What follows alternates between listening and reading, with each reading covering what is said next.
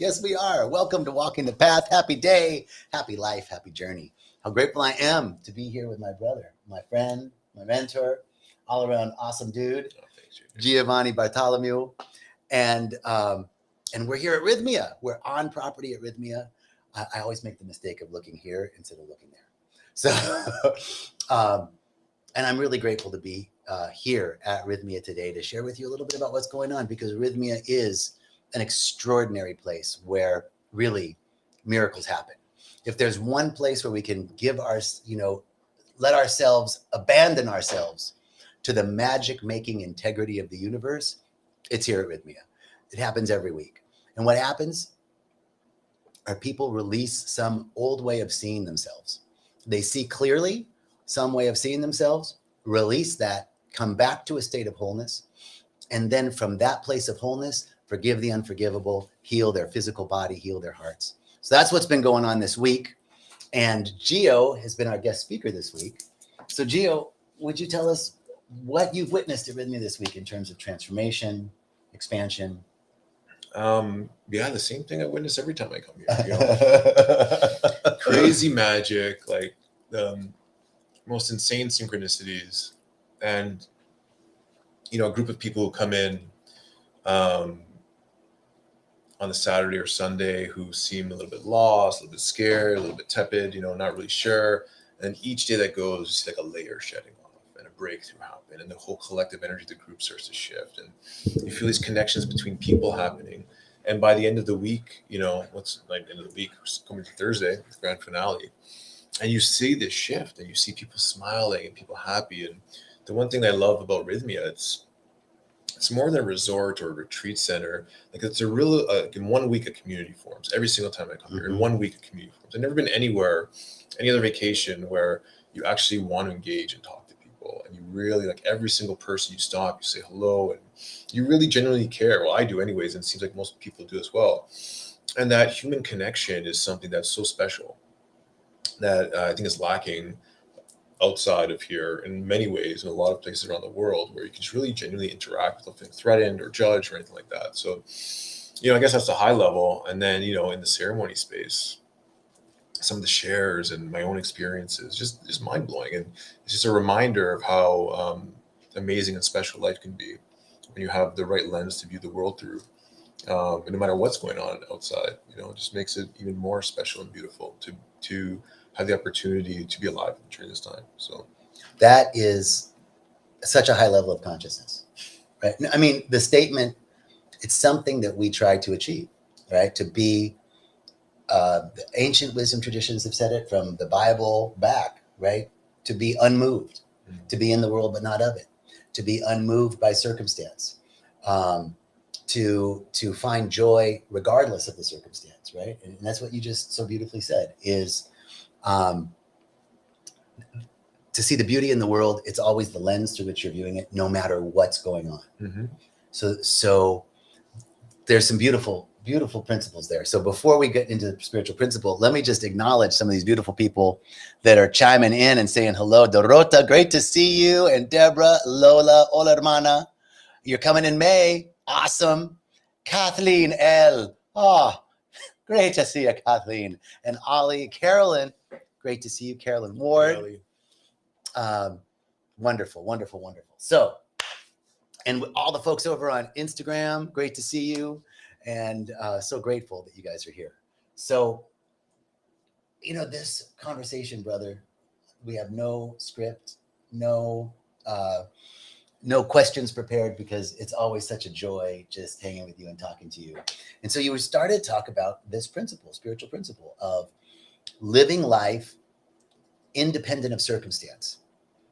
And to me, what that means is a shift has taken place where we're not trying to get something from the world, right? When my joy or my happiness or my peace is dependent on external circumstances, that means I'm getting fed externally. Mm-hmm. But what you just said is a shift to an internal perspective, where I'm not getting my joy or my peace or my abundance or my love from outside. It's an inside job out. Yeah, absolutely. And it's been quite a process for me to understand. Well, I still don't understand anything, but just these clues and shifts in perspective where for me, instead of trying to get things externally to feel fulfilled and complete, there was two things was happening. One was like, how are the ways I could give these things to myself? But more importantly than that, how can I shed the things that were blocking me from feeling complete? So the beliefs within me that, I needed this, or the beliefs that in order to be successful, I need to achieve something, or I need to, one recent thing I realized was that I have this propensity to always want to serve others, to always want to create experience for others, to always want to show up and help. And part of it had to do with a realization in a medicine ceremony that when I grew up, I felt lonely. Mm-hmm. When I was a kid, I felt lonely, and I felt that I would get acceptance when I would help someone, when I would help someone with their homework, when I would, be funny because then people would like me. If I could do something that would provide value. And it created this crazy pattern where, I just always wanted to keep doing more and more and more. When I felt rejection, I had to improve myself so people would like me more. And it was a good program to help me grow. But I realized, as I got older, is that I need to be able to um, feel the drive to do things for my own accord, and not because I need the feeling to get it from someone else. And once I was able to cut that, saying, hey, like, I'm not going to be lonely. It's okay. Like, I don't have to miss out. I would realize I'm going out and socializing because I want to be seen, just so they remember me. It's like, hey, I don't need to miss out on anything. People who like me for who I am are going to always like me for who I am. Mm-hmm. And it doesn't matter. And if I just be a good person, they're going to like me. So I don't have to worry about that. So that was one huge shift for me in that regard. And this week has just been such a blessing as well. In the past, again, my earlier medicine journeys was all about fireworks and drink as much ayahuasca as possible, and death experience and rebirth and amazing, beautiful things where I learned so much about life and myself. But the last few times, it's been opening up this really subtle um, insights and consultas from the medicine that you really have to be patient for, you really have to wait for, and it had a lot to do with emotional healing. As a man, it was always about tough and being aggressive, and that's what the medicine was showing me. And then this time it's like, hey, like, you did all these amazing things. I would my masculine energy would always try to analyze, understand why things happen. So it'd be like, this happened to me for a reason. This bad thing happened. Mm-hmm. And this is what happened because of it. I was able to grow, or this had to happen. I had this realization. But what I started realizing was I always neglected the emotional side of it, the impact it had on me, the fear I was holding, the pain I was holding. And I was able to go and forgive myself and have compassion for myself for how hard it was on me emotionally, all these experiences in my life. Mm.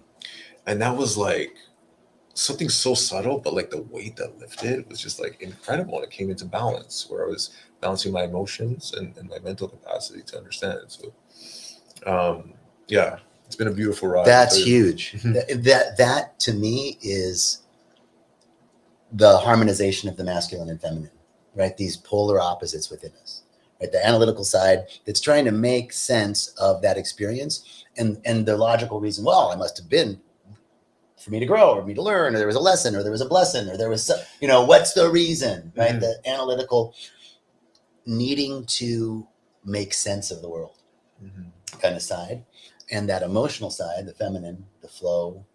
And this is not biology, right? This is energetic.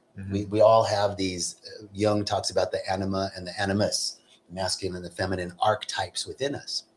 You just expressed this beautiful merger, right, of these two opposing parts. And this is all spiritual growth, is the union of opposites. And but I want to go back to something you said. You said, I used to, in essence, you said, I used to give to get, right? I used to feel like I had to do stuff in order to feel like I belonged. And I didn't know where it was coming from. Like, did you see where it was coming from? Well, before I didn't. Before, I just thought it was good. I was like, oh, I'm being good. Like I'm helping people. I would always rationalize like, yes, it's a good thing. But I couldn't see the behavior. I had this one experience where I had some friends coming in town, and we were going to go for a hike in the waterfalls in Osara. And I invited all these people around New Year's. And the day came and no one showed up. And I was like, okay, I'm going anyways. So we went there, did some mushrooms, and went for a hike, me and one friend. And I remember laying there in the waterfalls and just having the best day ever. But the thought kept creeping in my mind, oh, I wish I could bring this person here. Oh, I wish I could bring my wife here. Oh, I could do that. And I was like, what is going on here? Like, why can't I just enjoy this experience? Because there's that program that was inside me that I wasn't aware of yet. And then in another ceremony later, because I kept asking, why do I feel the need to always want to share it with others? And I can't just enjoy the moment. Like, I was enjoying it, but this underlying thought, and that was why, because it's fear of being lonely. Once I got rid of that fear, it's like a core wound.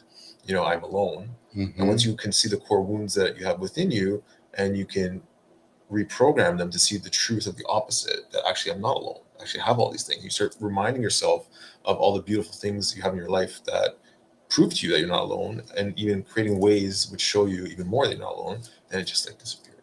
Now I feel this place. I don't feel the need to. It's like when I want to, when it just happens naturally. So did you ever go back either because if you don't know, in addition to being a regular guest speaker at Rythmia, Gio has elemental rhythm, breakthrough breathwork experience, this beautiful platform, and actual physical plant. He has a physical center, right? Mm-hmm. In Toronto. Yeah. And he's down here. He's living an amazing life. He has his family, his beautiful wife, and 2 amazing kids down here.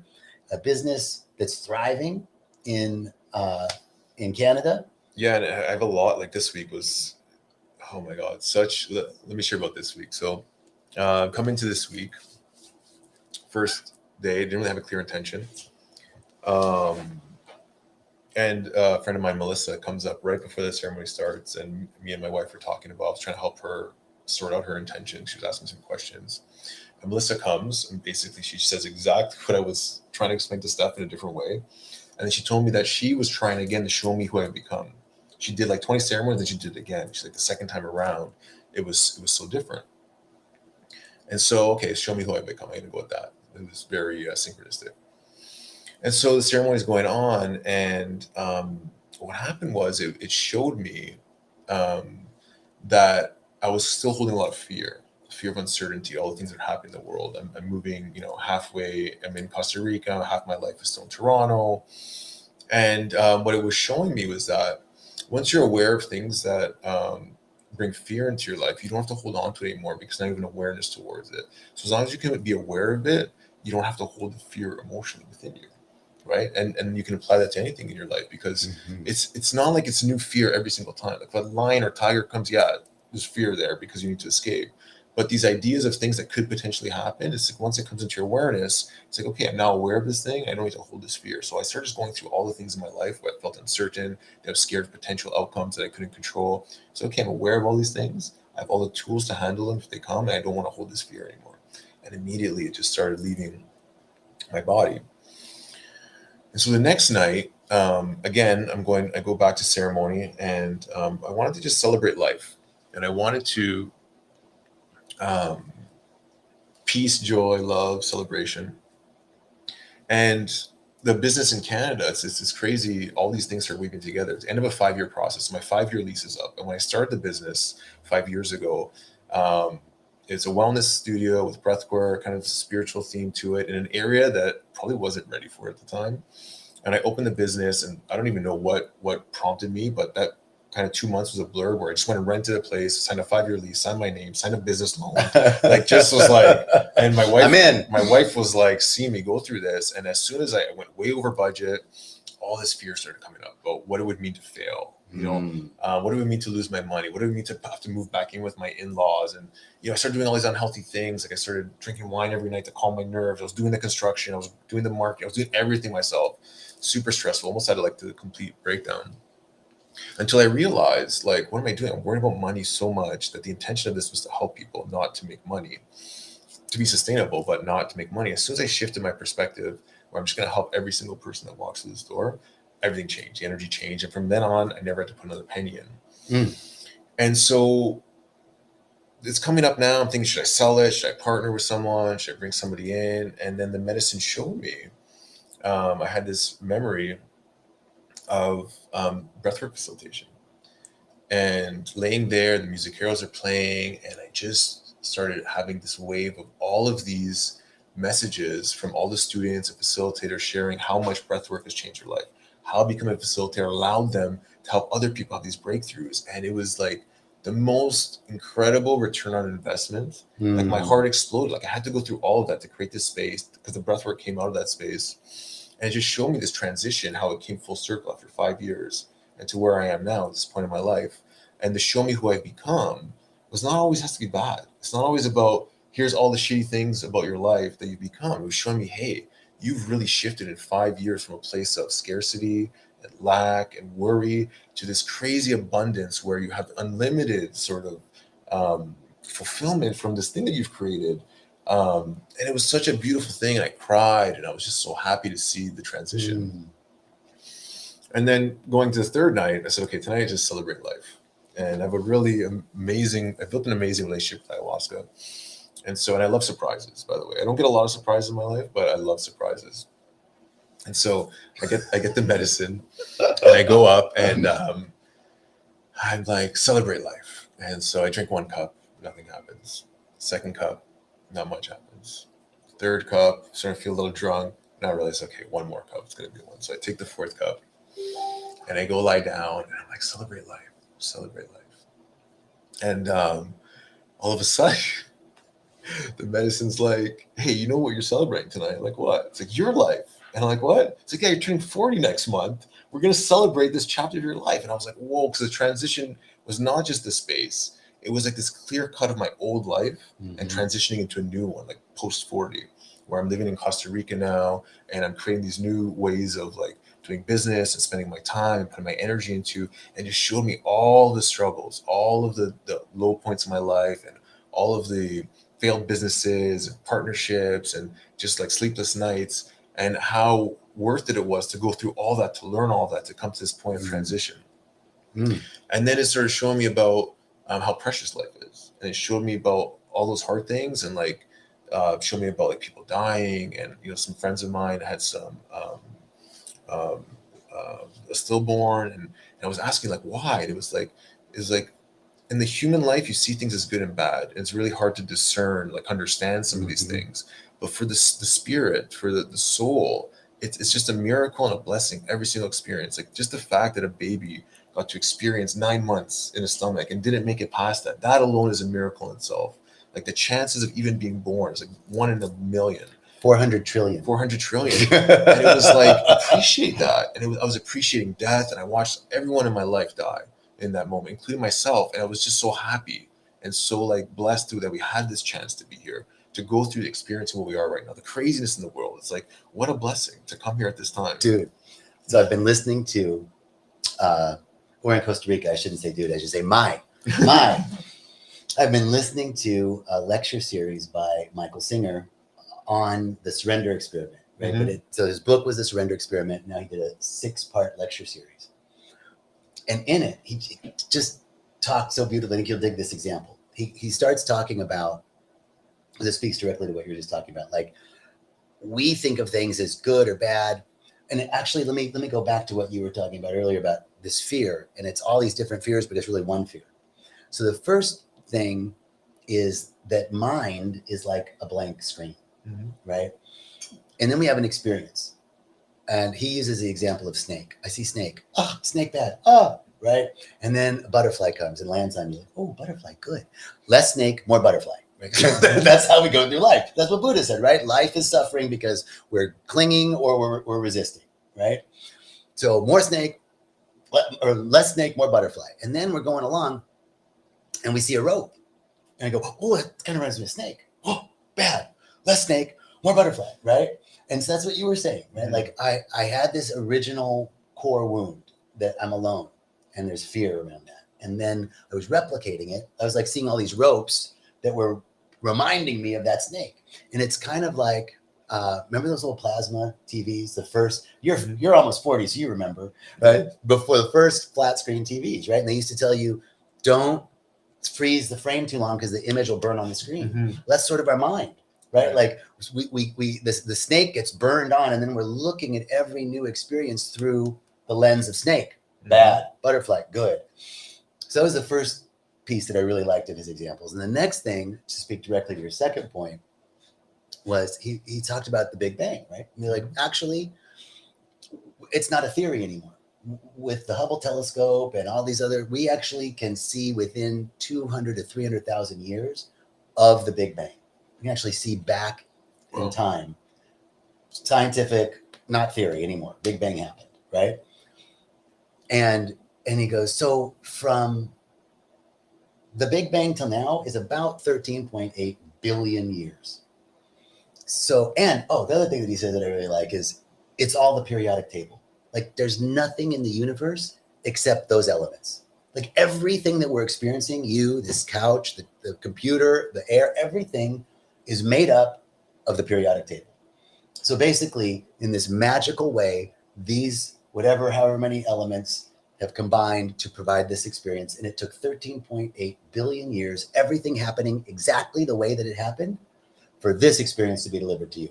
And we're going, I don't like my chin's a little flabby. I don't like my nose. It's too big. And I don't want to experience that, right? This is snake bad, butterfly good, more this, less that, right?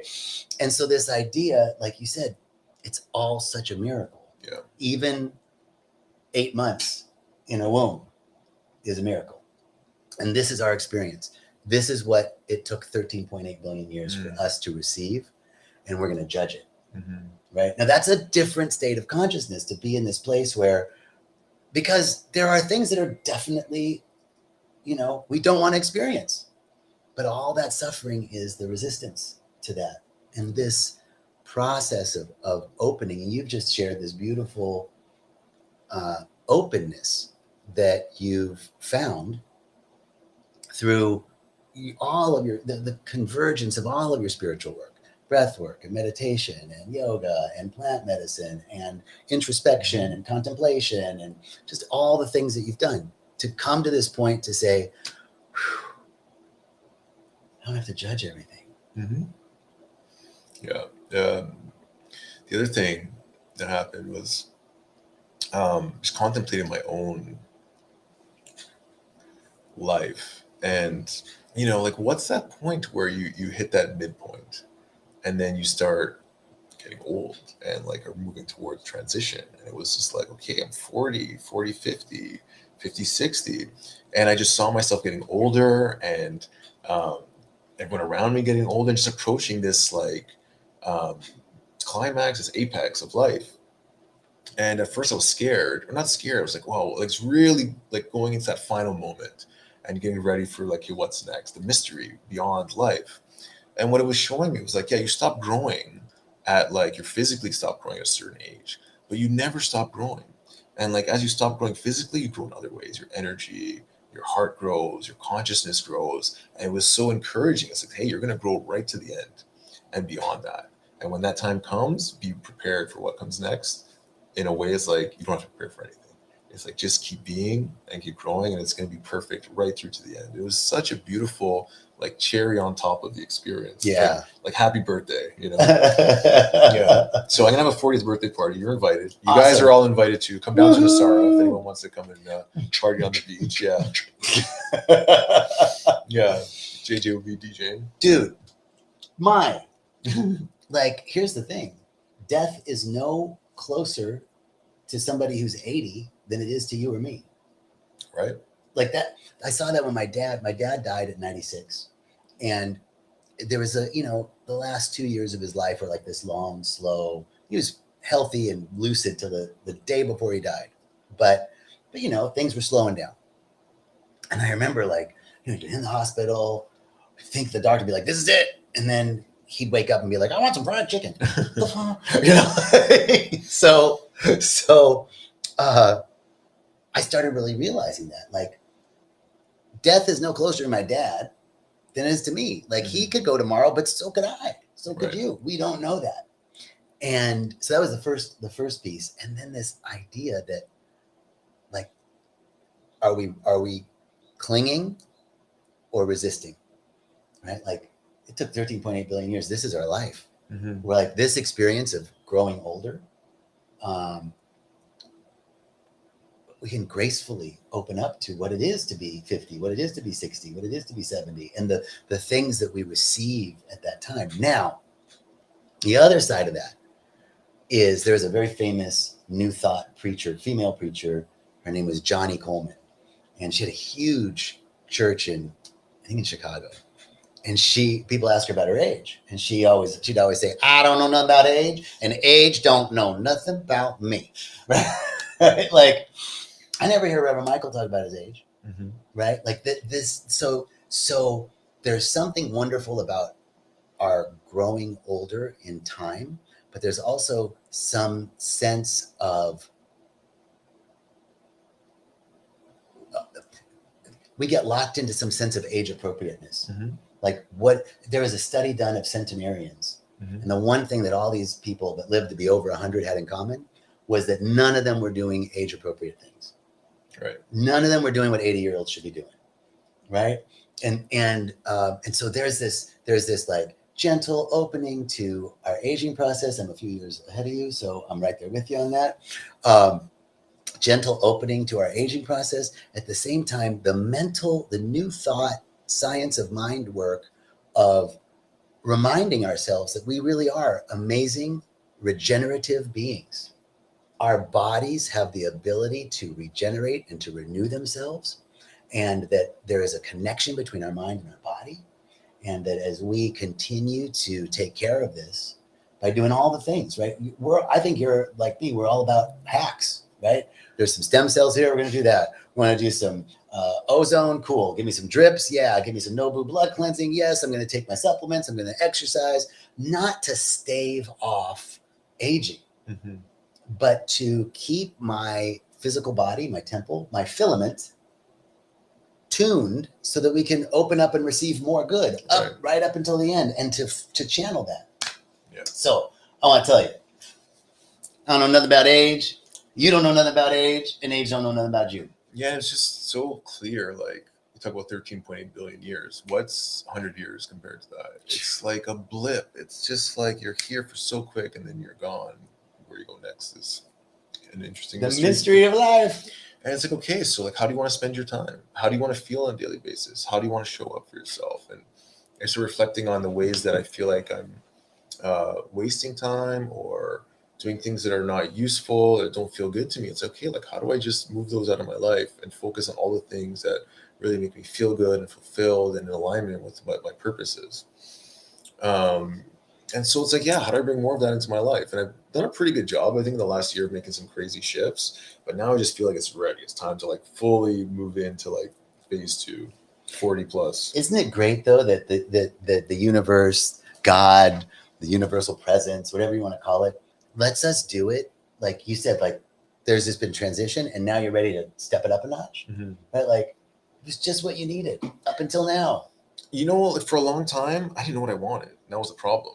And I didn't have any focus as far as like, what was life supposed to be like? I had all of these beliefs indoctrinated to me about what success was, and making money will make you happy, and all the other bullshit that you hear. But once I just started getting really clear on how I want to feel, just focusing on how do I want to feel in my life. And I started focusing on that. I just thought like maybe a year in the future, like if I could feel like this around my work and around this, around my family, still a few things I'm working on. But I just started really focusing on that. And then once you focus on the feeling and what you want, these things, they just are coming to your awareness. The opportunities come. And they've always been there. But if you don't have the awareness to see them, you're just going to walk right by them in life. Totally. And looking back, I've seen a lot of times where I was oblivious to certain things that were right in front of my face. But now I have so much appreciation. I think it has to do with like doing the work, being healthy, all of the practices, meditation, breathwork, plant medicine, that really help give you a lot of clarity and clear out that mind fog and the noise. And then like, it's just really easy to meet people, to have these synchronicities start happening a lot more. And then the thing about the surrender experiment, one of my favorite books, really changed my life. Yeah. But I think some people misinterpret the surrender experiment that, I don't have to do anything because everything's going to happen for me. You know, it's like, it can become reckless with it. And then anything that happens it's the way it's supposed to be. You know, this is supposed to be like this. If they have suffering or the thing, it's like, oh, it's the universe is bringing me this.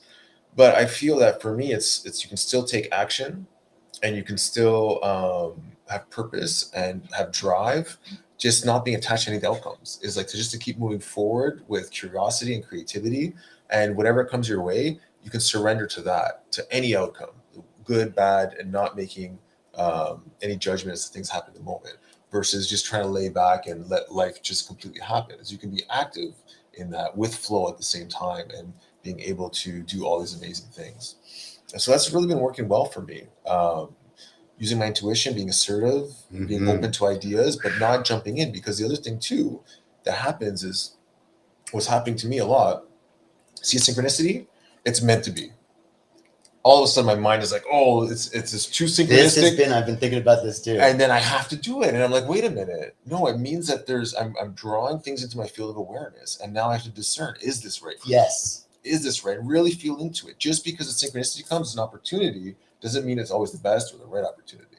But you're going to attract more things into your field, and then it's really then feeling into your heart, discerning: do I really want to do this? And not trying to convince yourself that it's meant to be because of synchronicity happening. The thing is, I've been really thinking about this because so many wonderful opportunities are coming into my life. And it's like when it's a law, right? The universe is lawful. And so when we begin, the law is what you are seeking is seeking you. What you like likes you back. What you want wants you back, right? There's a universal match. So as we're opening, all of us, everybody listening, as we're opening more and more, we're open to more experiences. We become an attractor field for those experiences. And it's so, you're so right. So all sorts of stuff is going to be coming to us. Now the discernment is what is in alignment with my intention? What is in alignment with, so a lot of the work that I love that you do, that we've done together, is getting really clear about what it is that makes me happy, what brings me joy, what makes me happy, what's fun, right? What is my intention? Getting really clear on these things so that when those things come into your field, it's like matches, doesn't match. Oh, that matches. It could be a great opportunity, but this is super important. I'd point to that too. The other thing I also realized is that for a long time, I would wear different hats in different situations because I would try to be the person I thought would be most attractive or appealing to different people, a business person or a relationship. And I realized that when I wasn't in alignment with myself, I would attract relationships or opportunities that weren't in alignment with me. They were based on what I was pretending to be unconsciously. And then they were having expectations that wasn't really me. And then slowly you come really out of alignment. And the more you're in your truth and authentic and transparent and vulnerable and just, open deck of cards, you attract those people who see you for exactly who you are. And there's no expectation. They see you for what you are and who you are. And you just have to be yourself in those relationships and situations. And so it was a huge shift for me because I realized, as soon as I couldn't do what they thought I was good for them for, what they could get from me because I was trying to offer that, then the relationship would falter, right? Or I had to continually be someone I wasn't to maintain something, right? That you really didn't even want in the first place. Yeah, I didn't want in the first place. There was something that was telling me that I should, or this is good for you, or whatever story I had there. But shifting out of that, it's a beautiful thing, and then you just can be authentic in yourself. You don't have to try so hard to be something you're not. You just be yourself without trying, just being. I like to say, get to rejection as fast as possible. Right? This is a new motto of mine because just as you said, if I'm projecting out something that I think I need to be in order for this person to like me, then it's all a lie anyway. And so I've with that motto, get to rejection as fast as possible, it gave me freedom to be myself. Because then I started thinking, well, if whatever I'm thinking or saying or feeling is going to offend them, upset them, I want to know now. Why get further down the road and then find out, right? Like, so it's like that for some reason that clicked in my mind and gave me license to be more real, to not be so guarded about what I'm presenting to the world. Because if I'm truly myself and it's not in alignment, cool. Right. And there's nothing wrong, right? Just like there's nothing wrong with oil, there's nothing wrong with water. Oil and water don't mix. And that was another hard one for me because going back to that belief of being alone, anytime you're rejected, there's this fear of like, hey, I'm gonna lose a friend or one less person to be around, right? So it was a interesting challenge to overcome. And again, like all these things were blind spots. Like they were so deep in my subconscious that I couldn't see them. And that's the work, right? The work is keep digging, you know, like Right. people are like, oh, you've done so many ayahuasca ceremonies. You must be really messed up. Like how much more do you got to fix? And it's like, it's not about being messed up. It's just curiosity to learn more, and all these subtle truths that come through it. They just keep improving my life in such incredible ways. I've been really thinking about that. And I read a quote the other day that said, evil is the presence that thinks its knowledge is complete. Right. And I was thinking about it in terms of racism, right? Because people are like, I'm not a racist. I didn't have anything to do with slavery, and I haven't done anything to hurt anybody. I'm not a racist. And what that's saying is I'm good. I don't need to look at that area of my life. There's nothing else for me to examine in that area for me to look and see if I have any blind spots. What you just said is the same thing. When your friend said, how many more ayahuasca ceremonies do you need to do? I was like, how much more meditation do you need to do? How much more? So is it well, at any point when I think I'm good, like I don't need to, I know that. There's another great quote that I really love from Dune. I just reread Dune recently. And it's, the perfect barrier to learning is thinking that you already know. Think beyond go beyond what you think you know. The perfect barrier to learning is to think you already know. Anytime we say, I'm good, there's nothing else for me to learn there, that's a signal for a danger point. Dude, you're such an encyclopedia. I don't know where you pull all these quotes. You're always just like, here's a quote from here. I have like 3 quotes. I can't remember names. Genius. I can't remember names, but I can remember quotes. That's my thing. Yeah, amazing. I love that. So good. Yeah. Wonderful. Well, this is amazing, brother. I'm so grateful that you are here. And I'm so grateful for you in my life. Thank you.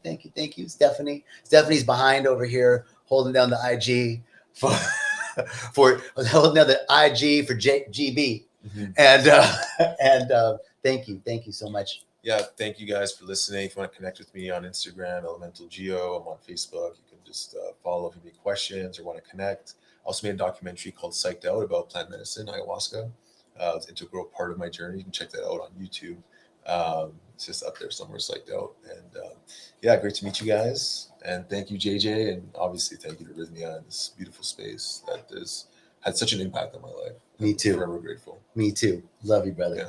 And thank you all. I haven't even looked, man. We haven't looked at all these wonderful comments. So I'm just going to say thank you to everybody who said hello. Thank you for everybody on the Instagram realm, and sending everybody much love, peace, and richest blessings.